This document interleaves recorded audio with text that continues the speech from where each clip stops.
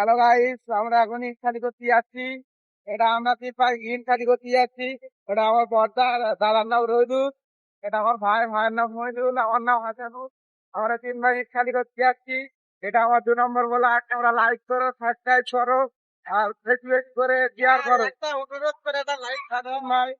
কত কিছু বলো। হ্যালো গাইস, আমরা হ্যালো গাইস, আমার দাদার সঙ্গে ইট কালি করতে যাচ্ছি। জোরে বল।